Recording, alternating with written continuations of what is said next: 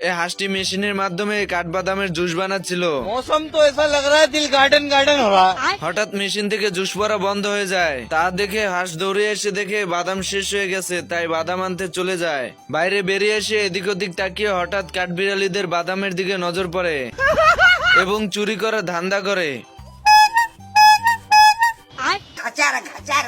হাঁস বালতিতে করে সব বাদাম নিয়ে যায়, আর এদিকে কাঠবিড়ালি বলতে থাকে, এরপর কাঠবিড়ালি বাদাম টোকাতে টোকাতে হঠাৎ বড় বাদাম দেখতে পায়। এত বড় বাদাম দেখে এমালে তো বেহুশ হয়ে যায়। তুমি কি পাগল হইলে না মাথা খারাপ? কাঠবিড়ালির জ্ঞান ফেরার সাথে সাথে তার ভাইকে বলে বড় বাদামের কথা। এরপর কাঠবিড়ালি দুটো এসে এত বড় বাদাম নেওয়ার ধান্দা করে। गाजा खान अपनी গাঁজা তো সবাই খায়, গাঁজা কি নেশা? এই কাঠবিড়ালি দুটো বড় একটি কাঠবাদাম দেখতে পায় এবং সে বাদামটিকে বাড়িতে নিতে চায়।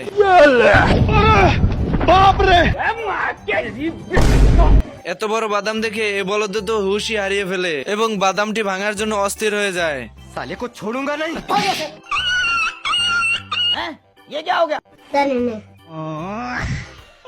হঠাৎ কাঠবিড়ালি পাহাড়ের উপর একটি বড় পাথর দেখতে পায় এবং সেখানে দৌড়ে চলে যায়, গিয়ে পাথরটিকে ধাক্কা দিতে থাকে। এদিকে বলদে লাঠি নিয়ে চলে যায় বাদাম ভাঙার জন্য। এরপর হঠাৎ পাহাড় থেকে সে নাড়ানো পাথরটি উড়ে গিয়ে বাদামের উপর পড়ে। মাং মাং কোটাই কোন রে।